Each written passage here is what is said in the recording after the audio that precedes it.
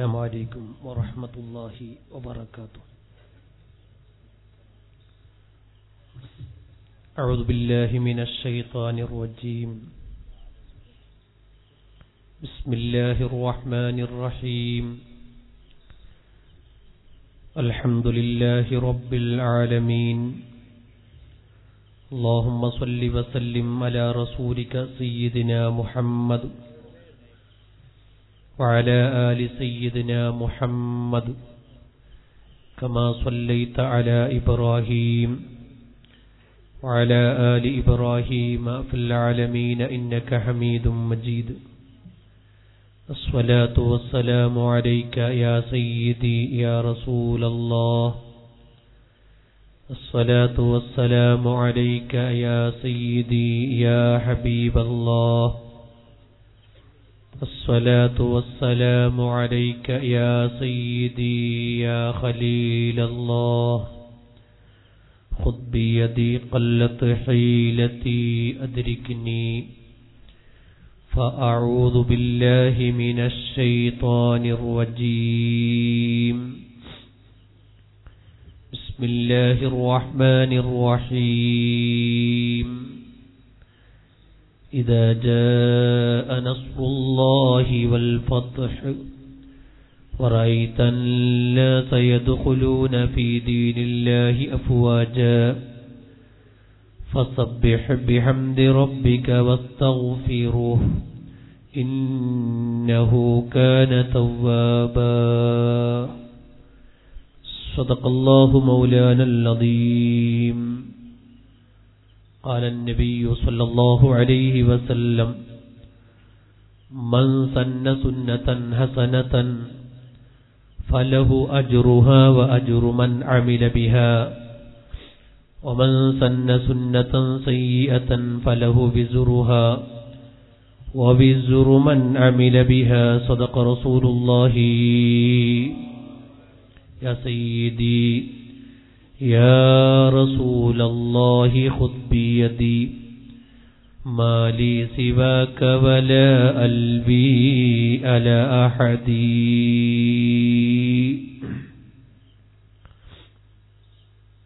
വന്യരായ നമുക്ക് ദുആ ചെയ്തു തന്ന സയ്യിദ് പൂക്കുഞ്ഞി തങ്ങൾ,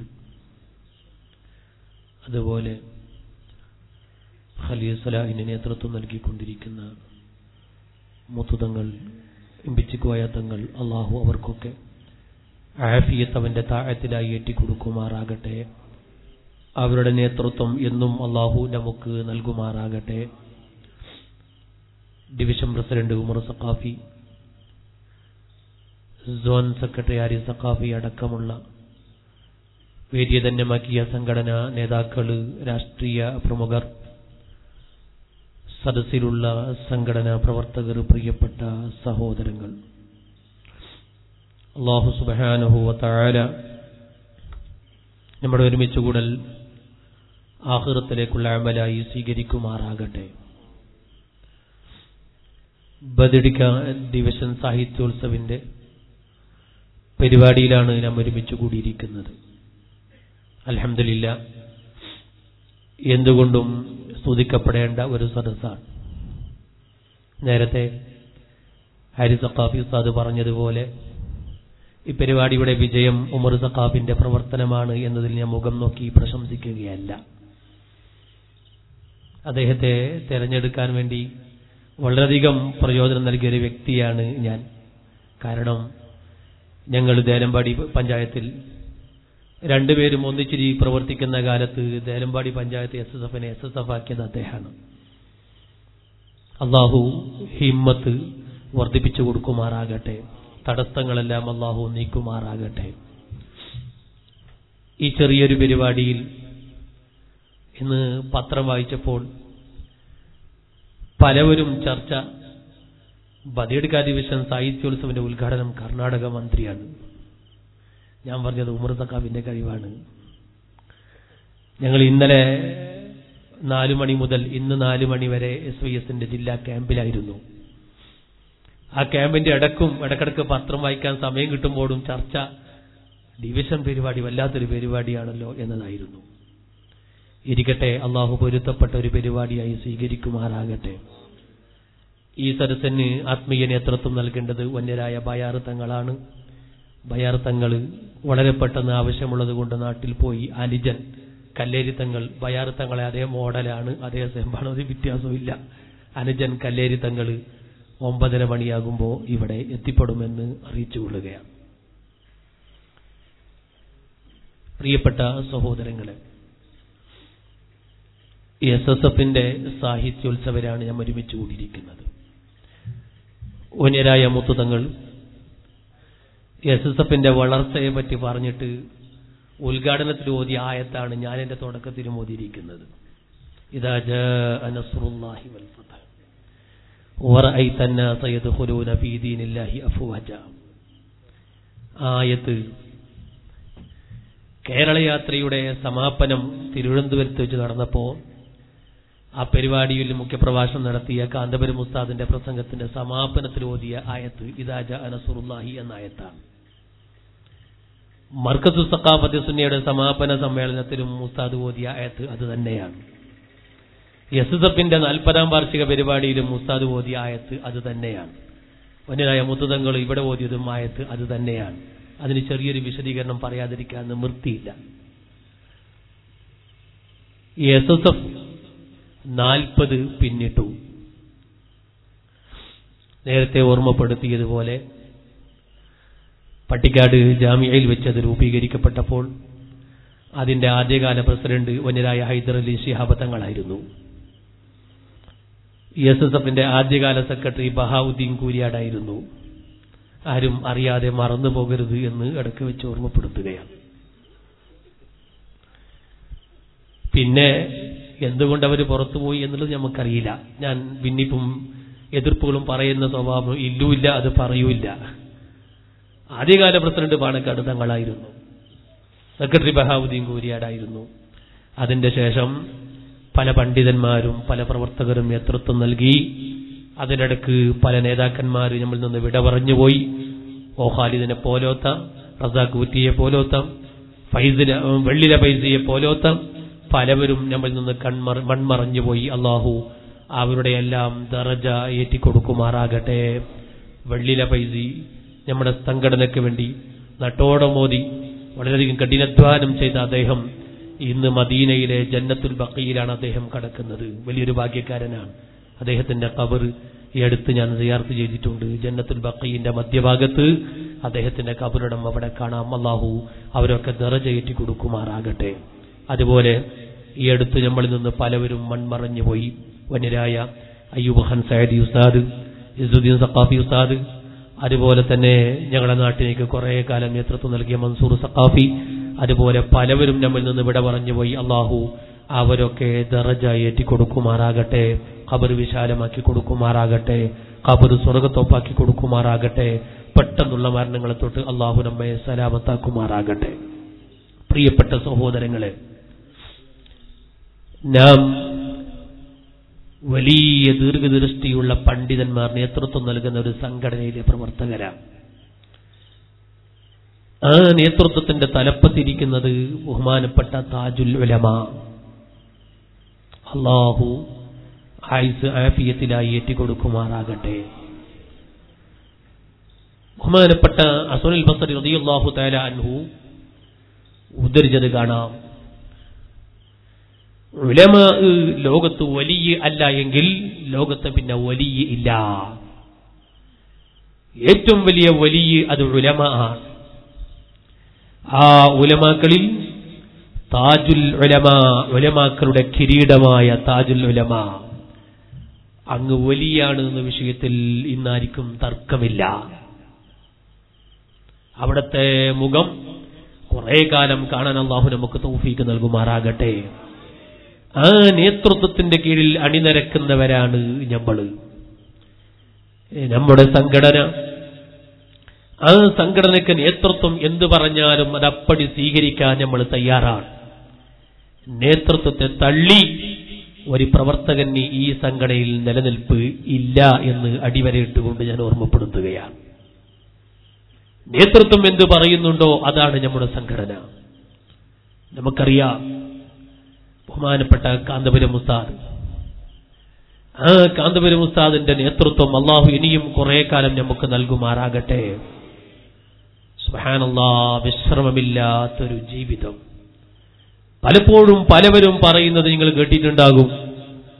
ഇന്നലെ മിനിയാന്ന് രാത്രി നമ്മുടെ ആലമ്പാടി മിനിസ്റ്റേറ്റിലുള്ള തങ്ങളെടുത്ത് ഞാനിങ്ങനെ അതിലെ കൂടി വരുമ്പോ രാത്രി അവിടെ കയറിയപ്പോ തങ്ങൾ പറയുന്നു, എനിക്കിപ്പോ 60 വയസ്സായി, ഇനി ഞാൻ എത്ര കാലം ജീവിക്കുമെന്ന് അറിയില്ല, പക്ഷെ ഇനി ഞാൻ ജീവിക്കുന്ന ആയുസ് അല്ലാഹു തആല എനിക്ക് കൊടുക്കാനുള്ള കഴിവ് തന്നിരുന്നു, ഞാൻ അത് കാന്തപുരം ഉസ്താദിന് കൊടുക്കട്ടെയായിരുന്നു, ഞാൻ മരിച്ചാൻ തയ്യാറാണ്. ഇങ്ങനെ എത്ര പ്രവർത്തകരാണ്. നമ്മളൊക്കെ ഈ പറയുന്ന ഞാനും അതിന് തയ്യാറാണ്, നമ്മളെല്ലാവരും തയ്യാറാണ്. നമ്മുടെ ഇവിടെ ജീവിച്ചിട്ട് കാര്യമൊന്നുമില്ല, കുറച്ച് ഫിത്തന കൂടുമൊന്നുമല്ലാണ്ട് വേറെ കാര്യമൊന്നുമില്ല. ഞാനും നിങ്ങളും ജീവിച്ചാൽ കുറെ ഫിത്തന ഇവിടെ കൂടും. കാന്തപുരം ഉസ്താദ് ജീവിച്ചാല് സുബ്ഹാനല്ലാഹ് കേരളത്തിൽ ഇവിടെ സ്ഥാപനം ഇനി ബാക്കിയില്ല. കേരളത്തിലങ്ങോട്ട് കാശ്മീരിലേക്ക് അങ്ങ് കയറി അസാമിലും ഗുജറാത്തിലും ഇന്ത്യയുടെ നാനാഭാഗത്തും സ്ഥാപനങ്ങൾ ഇങ്ങനെ നിറഞ്ഞു വരികയാണ്.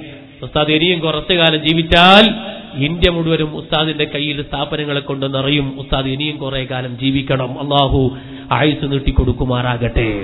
നമുക്ക് അത്തരം ഒരു കഴിവ് അള്ളാഹു ആയുസ്സിനെ നീട്ടാൻ വേണ്ടി തന്നിരുന്നെങ്കിൽ നമുക്കത് കൊടുക്കാമായിരുന്നു. പക്ഷേ ആ കഴിവ് നമുക്ക് ഇല്ലാത്തതാണ്.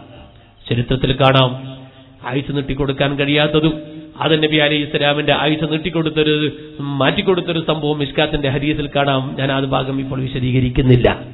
ഇരിക്കട്ടെ പ്രിയപ്പെട്ട സഹോദരങ്ങളെ, ആ പണ്ഡിത നേതൃത്വത്തിന്റെ പിന്നിൽ അണിനിരക്കുന്ന അച്ചടക്കമുള്ള പ്രവർത്തകരാണ് SSF എന്ന് പറയുന്ന പ്രവർത്തകർ.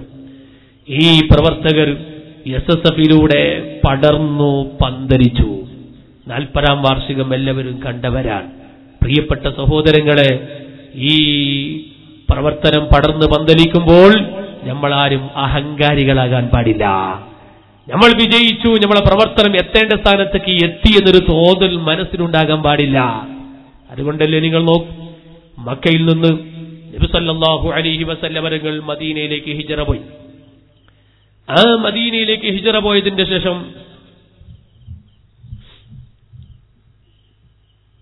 നമ്മളെ ഖലീൽ സലാഹിന്റെ ഉസ്താദ്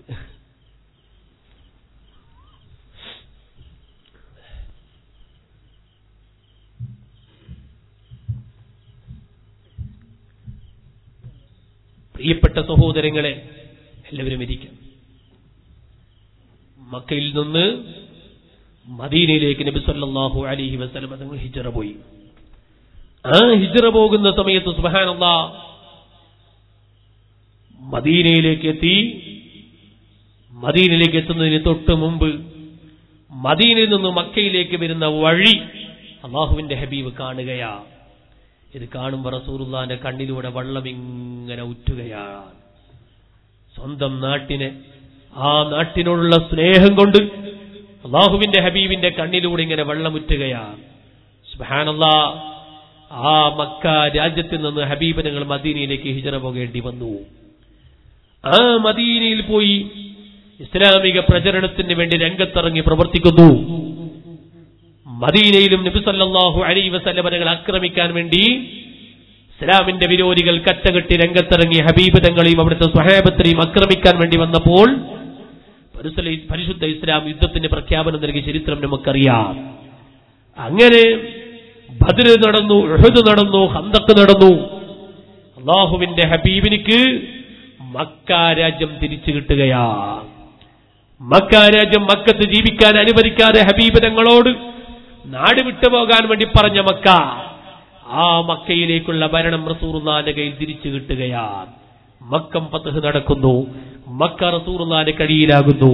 അറബ് രാഷ്ട്രങ്ങൾ മുഴുവനും റസൂലുള്ളാഹിന്റെ കയ്യിലാകുന്നു. സ്വഹാബത്തിന് എന്തെന്നില്ലാത്തൊരു സന്തോഷം. രാജ്യങ്ങൾ മുഴുവൻ നമ്മളെ കയ്യിലായില്ലേ, നമ്മളെ പ്രവർത്തനം വിജയിച്ചില്ലേ. അതുകൊണ്ടാണ് നേരത്തെ മുത്തുതങ്ങൾ അതാ സംഭവമൊക്കെ പറഞ്ഞിട്ട് ഈ ആയത്തോതി. കാന്തപുരം ഉസ്താദ് കേരള യാത്രയുടെ സമാപനത്തിനും അത് ഓതി, മർക്കസ് സമ്മേളനത്തിന്റെ സമാപനത്തിനും ഓതി, 40ാം വാർഷികത്തിനും അത് ഓതി. എന്തിനാണ് ഈ സൂറത്ത് ഓതാനുള്ള കാരണം? ആ മക്ക ഫത്ഹ് നബി സല്ലല്ലാഹു അലൈഹി വസല്ലം തങ്ങൾക്ക് മക്കയുടെ വിജയം കിട്ടി. മക്കയും അറബ് രാഷ്ട്രങ്ങളുടെ പല ഭാഗങ്ങളിലും ഫത്ഹായി എല്ലാം റസൂലുള്ളാഹിന്റെ കയ്യിൽ കിട്ടിയപ്പോ സഹാബത്തിന് എന്തെന്നില്ലാത്തൊരു സന്തോഷം. നമുക്കിനി വിശ്രമിക്കാം. അപ്പോഴാണ് പരിശുദ്ധ ഖുർആനിൽ ആയത്തിറങ്ങി, ഇദാ ജാഅ നസ്റുല്ലാഹി വൽ ഫത്ഹ് വറഅയ്ത അന്നാസ യദ്ഖുലൂന ഫീ ദീനില്ലാഹി അഫ്വാജാ ഫസബ്ബിഹ് ബിഹംദി റബ്ബിക വസ്തഗ്ഫിറൂ ഇന്നഹു കാന തവ്വാബാ. ഇദാ ജാഅ നസ്റുല്ലാഹി വൽ ഫത്ഹ്, നബിയെ അല്ലാഹുവിന്റെ സഹായം തങ്ങൾക്ക് വന്നു കഴിഞ്ഞു. വൽ ഫത്ഹ്, മക്ക വിജയം തങ്ങൾക്ക് വന്നു കഴിഞ്ഞു. വറഅയ്ത അന്നാസ യദ്ഖുലൂന ഫീ ദീനില്ലാഹി അഫ്വാജാ, ജനങ്ങൾ ഇസ്ലാമിലേക്ക് കൂട്ടം കൂട്ടമായി കോലം കുത്തി ഒഴുകി വരുന്നത് കാണാം. സഹാബത്ത് ഇസ്ലാമിലേക്ക് ഇങ്ങനെ പലവരും കടന്നു കൂട്ടം കൂട്ടമായി കയറി വരുമ്പോൾ മനസ്സിന്റെ ഉള്ളിൽ തിരക്കേടില്ല, ഞങ്ങൾ വിജയിച്ചു, ഇസ്ലാം പടർന്നു പന്തരിച്ചു, ഇനി വിശ്രമിക്കാമെന്നൊരു തോന്നൽ മനസ്സിൽ വരുന്നുണ്ടെങ്കിൽ ഫസബ്ബിഹ് ബിഹംദി റബ്ബിക, നബിയെ ആ തോന്നൽ മനസ്സിൽ വേണ്ട. നമുക്കിനി വിശ്രമിക്കാമെന്നൊരു ചിന്ത വേണ്ട, ഞങ്ങൾ വിജയിച്ചു എന്നൊരു ചിന്ത വേണ്ട. അത്തരം ചിന്ത മനസ്സിൽ തോന്നുന്നുണ്ട് എങ്കിൽ ഫസബ്ബിഹ് ബിഹംദി റബ്ബിക സുബ്ഹാനല്ലാഹി വബിഹംദിഹി എന്ന് തസ്ബീഹ് ചൊല്ലൂ. നബിയെ തസ്ബീഹ് ചൊല്ലൂ, സന്തോഷിക്കാനായിട്ടില്ല. വസ്തഗ്ഫിറുഹു, അസ്തഗ്ഫിറുല്ലാഹ് പറയൂ നബിയെ. സുബ്ഹാനല്ലാഹ്. നേരത്തെ തങ്ങളും നമ്മൾ SSFന്റെ പരിപാടിയൊക്കെ വിജയിച്ചു എന്ന് പറഞ്ഞിട്ട് പോയി ആയത്ത് ഇത് തന്നെയാ. അതൊക്കെ കേൾക്കുമ്പോൾ നമ്മളെ മനസ്സിൽ തിരക്കേടില്ല എന്ന് തോന്നിപ്പോകണ്ട. നമ്മൾ വലിയവരായി, നമ്മൾ വിജയിച്ചു പോയി എന്നൊരു തോന്നല് വേണ്ട. നമ്മൾ എവിടെയും എത്തിയിട്ടില്ല, നമ്മൾക്കൊന്നും ചെയ്യാൻ കഴിഞ്ഞിട്ടില്ല. പക്ഷേ സംഘടന വളരുമ്പോൾ ആ വളർച്ച കണ്ട് നമ്മൾ സന്തോഷിക്കുന്നുണ്ട്.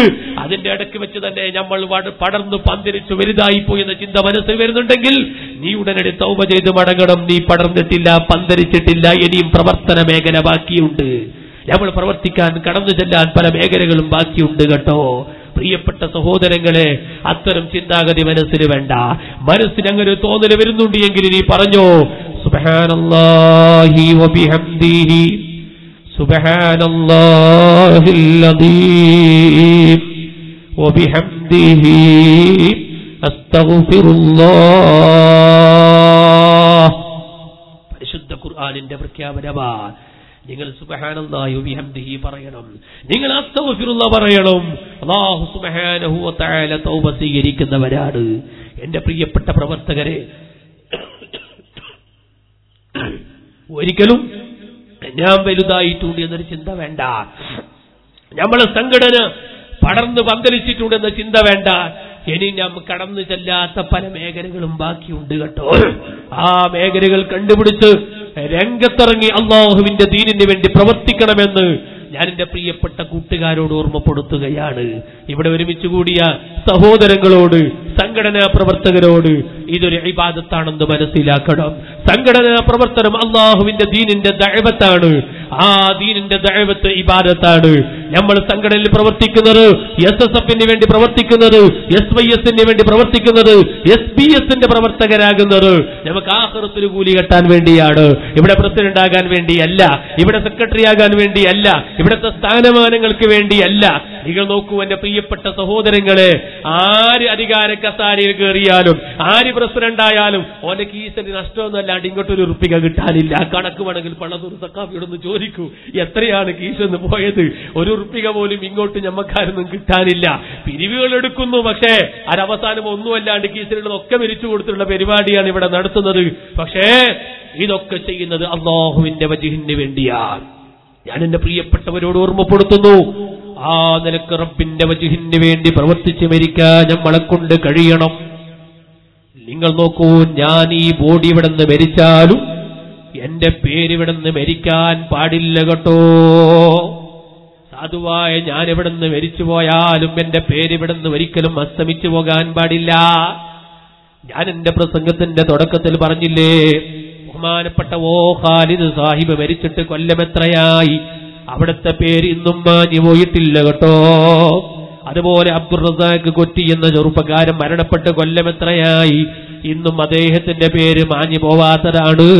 അതുപോലെ വെള്ളില വയസ്സി വഫാത്തായി കൊല്ലങ്ങൾ എത്രയായി, ഇന്നും അവിടുത്തെ പേര് മാഞ്ഞു പോയിട്ടില്ല. അതുപോലെ അയ്യൂബ് ഖാൻ സൈദി ഉസ്താദ് റമദാൻ 10 വൈകുന്നേരം 6 മണി സമയത്ത് മരണപ്പെട്ടു പോയവരാണ്. ഇന്നും അദ്ദേഹത്തെ സ്മരിക്കപ്പെടാത്ത വേദികളില്ല. എന്തിന്റെ പേരിൽ ഇത്തരം മഹത്തുക്കളെ സ്മരിക്കപ്പെടുന്നു? ഞാനിവിടെ ആരും അറിയാതെ മരിച്ചുപോയാൽ ഞാൻ ചോദിക്കട്ടെ പ്രിയപ്പെട്ട സഹോദരങ്ങളെ, നമ്മുടെ ഗാളിമുഖത്ത് എത്ര പേര് മരിച്ചു പോയിട്ടുണ്ട്? പുതിയ വളപ്പിൽ എത്ര പേര് മരിച്ചു പോയിട്ടുണ്ട്? കുട്ടിയാടിൽ എത്ര പേര് മരിച്ചു പോയിട്ടുണ്ട്? എന്റെ ദേലമ്പാടിൽ എത്ര പേര് മരിച്ചു പോയിട്ടുണ്ട്? ഇന്നവരെ നമ്മൾ സ്മരിക്കപ്പെടാറുണ്ടോ? അവരെ പേര് ഇവിടെ പറയപ്പെടാറുണ്ടോ? എന്തുകൊണ്ട് അവരെ പേര് പറയപ്പെടുന്നില്ല? അവരാരും അറിയാതെ മരിച്ചുപോയവരാണ്. സംഘടനയിൽ പ്രവർത്തിക്കാത്തവരാണ്. ആലിമീങ്ങളുമായി ബന്ധം നിലനിർത്താതെ വെറും കൃഷിപ്പണികളുമായി ജീവിതമാർഗം മാത്രം നോക്കി മരിച്ചുപോയവരാണ്. പക്ഷേ അല്ലാഹുവിന്റെ ദീനിന്റെ ഖാദിമീങ്ങളായി മരിച്ചുപോയാൽ എന്നും അവരെ സ്മരിക്കപ്പെടുകയാണ്. സുബ്ഹാനല്ലാഹ്. നിങ്ങൾ നോക്കൂ, ഞാൻ എന്റെ പ്രിയപ്പെട്ട പ്രവർത്തകരോട് ഓർമ്മപ്പെടുത്തുകയാണ്. ഇബ്രാഹിം കണിയൂർ എന്ന് പറയുന്ന മഞ്ചേശ്വരത്തൊരു ചെറുപ്പക്കാരൻ, നിങ്ങൾ കേട്ടിട്ടുണ്ടോ എന്ന് എനിക്കറിയില്ല. ഞാൻ മഞ്ചേശ്വരത്ത് ജോലി ചെയ്യുന്ന സമയത്ത് ആ ഭാഗത്ത് പ്രവർത്തിച്ച ഒരു പ്രവർത്തകനാണ്. പക്ഷേ പൊയ്യത്ത് വയലിനടുത്ത് കണിയൂർ എന്ന പ്രദേശത്തെ ഇബ്രാഹിം മുസ്ലിയാര്, ആ നാട്ടുകാർക്ക് അദ്ദേഹത്തെ അറിയൂല. പക്ഷേ അന്നും അദ്ദേഹം മഞ്ചേശ്വര മേഖല SVSന് വേണ്ടി പ്രവർത്തിച്ചവരാണ്. പൊസോട്ട് തങ്ങളെ മൽഹറിന് വേണ്ടി പ്രവർത്തിച്ച ഒരു വ്യക്തിയാണ് അദ്ദേഹം. അതാ ഒരു ദിവസം അസറിന്റെ സമയത്ത് അദ്ദേഹത്തിന്റെ പള്ളിയിൽ നിന്ന് അസറിന്റെ ജമാഅത്തിന്റെ ഇമാമത്തും കഴിഞ്ഞ് വീട്ടിലേക്ക് പോകുമ്പോ അതാ കടമ്പാറ് മക്കാബിനടുത്ത് വെച്ച് അപകടത്തിൽപ്പെട്ട് ആക്സിഡന്റിൽപ്പെട്ട് മരിക്കുകയാണ്. അദ്ദേഹത്തെ മോർച്ചറിൽ കൊണ്ടുപോയി പോസ്റ്റ്മോർട്ടം നടത്തി. എന്നിട്ട് കണിയൂർ എന്ന പ്രദേശത്ത് കൊണ്ടുപോയപ്പോൾ അദ്ദേഹത്തിന്റെ നാട് പണ്ഡിതന്മാരെ കൊണ്ട് വീർപ്പുമുട്ടുകയാണ്. അദ്ദേഹത്തെ നാട്ടുകാർക്ക് പരിചയമില്ല. കണിയൂർ ഇബ്രാഹിം മുസ്ലിയാരെ നാട്ടുകാർക്ക് അറിയില്ല. എപ്പോഴും ബൈക്കിലൂടെ പോകുന്നൊരു മുസ്ലിയാരെന്ന് മനസ്സിലാക്കിയതാണ്. പക്ഷേ അദ്ദേഹം സുന്നത്ത് ജമാഅത്തിന്റെ പ്രവർത്തകനാണ്. ആലിമീങ്ങളെ പിന്നാലെ അണിനിരന്നവരാണ്. അദ്ദേഹത്തിന്റെ ജനാസ പള്ളിയിൽ വീട്ടിലേക്ക് കൊണ്ടുവന്നപ്പോ ആ ജനാസ കാണാൻ അവിടുത്തെ വീട്ടിൽ ക്യൂ നിൽക്കുന്നത് ആരാണ്? ബഹുമാനപ്പെട്ട പൊസോട്ട് തങ്ങളാണ്. അതുപോലെ ആലമ്പാടി ഉസ്താദാണ്. അതുപോലെ അലിക്കുഞ്ഞു ഉസ്താദാണ്. സൈദിയിലെ ഉസ്താദുമാരാണ്. മഞ്ഞനാടി അബ്ബാസ് ഉസ്താദാണ്. മാണി ഉസ്താദാണ്. ബേക്കല ഉസ്താദാണ്. ഇതുപോലെ വലിയൊരു പണ്ഡിത നേതൃത്വം തന്നെ. അരാ കണിയൂർ ഇബ്രാഹിം മുസ്ലിയാരെ വീട്ടിൽ മയ്യത്ത് കാണാൻ വേണ്ടി കാത്തു നിൽക്കുമ്പോ ആ മയ്യത്ത് വീട്ടിന്റെ അകത്തേക്ക് കയറിയ സമയത്ത് പൊസോട്ട് തങ്ങളെ ഫാത്തിഹ വിളിച്ചിട്ട് യാസീൻ തുടങ്ങുന്നു. സുബ്ഹാനല്ലാഹ്. ആയിരക്കണക്കിന് മുഅ്മിനീങ്ങളതാ പൊസോട്ട് തങ്ങളെ ദുആക്ക് ആമീൻ പറയുന്നു. അങ്ങനെ മയ്യത്ത് കണിയൂർ ജമാഅത്തിന്റെ പള്ളിയിലേക്ക് കൊണ്ടുപോയി. വന്യനായ പൊസോട്ട് തങ്ങൾ ഇമാമത്ത് നിന്നിട്ട് മയ്യത്ത് നിസ്കാരം കഴിഞ്ഞതിന്റെ ശേഷം മയ്യത്ത് മുമ്പിൽ വെച്ചിട്ട് ഒരു 10 മിനിറ്റ് ഇവിടെ മലയാളത്തിൽ ദുആ ചെയ്യുന്നു. കരയാത്തവരില്ല. അങ്ങനെ ആ മയ്യത്ത് കൊണ്ടുപോയി കബറടക്കി പാവപ്പെട്ട ഞങ്ങളൊക്കെ അവിടെ കുറെ നേരം തസ്ബീഹ് ചൊല്ലി. എന്നിട്ട് കബറടക്കിയതിന്റെ ശേഷം 10-30 ആൾക്കാർ അവിടെ നിന്നിട്ട് ഖത്തം ഓതുകയാണ്. ഖത്തം ഓതി ഖത്തമൊക്കെ തീർന്ന് ദുആ ചെയ്ത് പിരിയുമ്പോ നാട്ടുകാരൊക്കെ പീഡിയന്റെ കോലായിരുന്നിട്ട് വയസ്സന്മാര് പറയുന്നു, ഈ ഇബ്രാഹിം മൗലാന ഇത്രയും വലിയൊരാളാണെന്ന് ഞങ്ങൾ അറിഞ്ഞിട്ടില്ല. അദ്ദേഹത്തിന്റെ മദ്ഹ് ഞങ്ങൾ അറിഞ്ഞിരുന്നില്ല. അപ്പോഴാണ് ഒരു വയസ്സങ്കാക്ക പറയുന്നത്, ഞാൻ കേട്ടതാണ്, എന്റെ ചെവിടിൽ കേട്ടതാണ്, ഇബ്രാഹിം മുസ്ലിയാർ കാന്തപുരത്തിന്റെ ആളാണ്, ഇബ്രാഹിം മുസ്ലിയാർ SSFന്റെ ആളാണ്. ഓ പ്രിയപ്പെട്ട പ്രവർത്തകരെ, ഞമ്മക്കും ഇത് കിട്ടേണ്ടതില്ലേ? ബഹുമാനപ്പെട്ട ഇമാമുൽ ഗസാലി റഹിമഹുല്ലാ മുകാസഫയിൽ എഴുതി വെച്ചത് കാണാം, അവിടുത്തെ ഇഹ്യയിൽ എഴുതി വെച്ചത് കാണാം. ഒരു മനുഷ്യൻ മരിച്ചു കഴിഞ്ഞാൽ അല്ലാഹു തആല കബൂലാക്കിയ വ്യക്തിയാണോ? ആ കബൂലാക്കിയ വ്യക്തിയാണെന്ന് എനിക്ക് തെളിവെന്താണ്? അവിടുത്തെ റൂഹിനിക്ക് വല്ലാത്ത സ്വീകരണം കൊടുക്കണം, അവിടുത്തെ ബോഡിക്കും വല്ലാത്ത സ്വീകരണം കൊടുക്കണം. ആ 2 സ്വീകരണത്തോടെ മയ്യത്ത് ഇവിടുന്ന് പോകുന്നുണ്ടോ? എന്നാൽ ആ വ്യക്തി അല്ലാഹു സ്വീകരിച്ച വ്യക്തിയാണ് കേട്ടോ. അതെങ്ങനെയാണ് രണ്ട് സ്വീകരണം കിട്ടുക? മിശ്കാത്തുൽ ഹദീസ് കാണാം. നബി സല്ലല്ലാഹു അലൈഹി വസല്ലം തങ്ങൾ പറഞ്ഞു, അസ്രായീൽ എന്ന മലക്ക് വന്നിട്ട് ആ റൂഹിനെ ഇങ്ങനെ പിടിച്ചു വലിച്ചു കഴിഞ്ഞാൽ ആ റൂഹിനെ റഹ്മത്തിന്റെ മലായികത്ത് നിങ്ങളതാ സ്വർഗത്തിൽ നിന്ന് കൊണ്ടുവന്ന പച്ചപ്പട്ടിൽ പൊതിയുകയാണ്. ആ പച്ചപ്പട്ടിൽ പൊതിഞ്ഞതിന്റെ ശേഷം ആയിരക്കണക്കിന് റഹ്മത്തിന്റെ മലായികത്ത് അതാ തറവാടിൽ ഒരു കുഞ്ഞ് ജനിച്ചാൽ, വലിയൊരു തറവാട്ടിൽ ഒരു കുഞ്ഞ് ജനിച്ചാൽ, ജനിച്ച കുഞ്ഞ് ആൺകുഞ്ഞായി പോയാൽ ആ തറവാട്ടിലെ പല പ്രമുഖന്മാരും ആ കുഞ്ഞിനെടുത്ത് ചുംബനം കൊടുക്കുന്നത് കണ്ടിട്ടില്ലേ? എന്നതുപോലെ റഹ്മത്തിന്റെ മലായികത്ത് അതാ ആ റൂഹിനിക്ക് അങ്ങനെ മുത്തം കൊടുക്കുന്നു. ചെറിയ കുഞ്ഞിനിക്ക് മുത്തം കൊടുക്കുന്നത് പോലെ എല്ലാ മലായികത്തുകളും മുത്തം കൊടുക്കുകയാ. അവിടുന്ന് നേരെ ഒന്നാം ആകാശത്തിന്റെ കവാടത്തിന് കയറിയപ്പോ നമ്മളെ റൂഹിനെ കൊണ്ടുപോകുന്ന സമയത്ത് ഒന്നാം ആകാശത്തിന്റെ കവാടം പോയി മുട്ടുന്നു. അതാ മലക്കുകളും അവിടുന്ന് സ്വീകരണം കൊടുക്കുന്നു. 7 ആകാശത്തിന്റെ മലായികത്തുകളും നമ്മളെ അർവാഹിനിക്ക് റൂഹുകൾക്ക് അതാ സ്വാഗതം ചെയ്യുന്നു. എന്നിട്ട് നമ്മളെ റൂഹിനെ കൊണ്ടുപോയി ഇല്ലീൻ എന്ന സ്ഥലത്ത് വെക്കുകയാണ്. അത് റൂഹിനിക്ക് കൊടുക്കുന്ന മലായികത്തിന്റെ സ്വീകരണമാണ് എങ്കിൽ അതുപോലെ ബോഡിക്ക് കൊടുക്കുന്ന സ്വീകരണമാണ് ജനങ്ങൾ കൊടുക്കുന്ന സ്വീകരണം. അതെങ്ങനെയാണ് ഈ ബോഡിക്ക് ജനങ്ങൾ കൊടുക്കുന്ന സ്വീകരണം? ആ മരിച്ച വീട്ടിൽ വലിയ ജനവലിയാണ്. ആ വീട്ടിൽ വല്ലാത്ത തിരക്കാണ്. മയ്യത്ത് കൊണ്ടുപോകുന്ന സമയത്ത് വലിയ തിരക്കാണ്. മയ്യത്ത് കബറിലേക്ക് വെക്കുന്ന സമയത്ത് ആയിരക്കണക്കിന് ആൾക്കാർ കബറിന്റെ ചുറ്റുഭാഗത്താണ്. അങ്ങനെ അവരൊക്കെ മയ്യത്തിന് വേണ്ടി പൊറുക്കലിന് ചോദിക്കുന്നു, ദുആ ചെയ്യുന്നു, തസ്ബീഹ് ചൊല്ലുന്നു, ഖുർആൻ ഓതുന്നു. അങ്ങനെ ബോഡിക്ക് വല്ലാത്ത സ്വീകരണം കൊടുത്ത് യാത്രയാക്കുകയാണ്. അതുപോലെ ആത്മാവിന് മലായികത്ത് സ്വീകരണം കൊടുക്കുകയാണ്. ഈ 2 സ്വീകരണം ഒരു മനുഷ്യനിക്ക് കിട്ടിക്കഴിഞ്ഞാൽ അവൻ അല്ലാഹുവിന്റെ അടുക്കൽ കബൂലായി പോയി. നീ ഞങ്ങൾക്ക് ഭാഗ്യം നൽകണേ അല്ലാഹ്. പ്രിയപ്പെട്ട സഹോദരങ്ങളെ, ഈ സ്വീകരണമാണ് നമ്മൾ ഈ അടുത്ത കാലത്ത് കണ്ടത്. വനരായ അയ്യൂബ് ഖാൻ സഅദി ഉസ്താദിന്റെ ജനാസക്ക് കിട്ടിയ സ്വീകരണം എത്രയാണ്?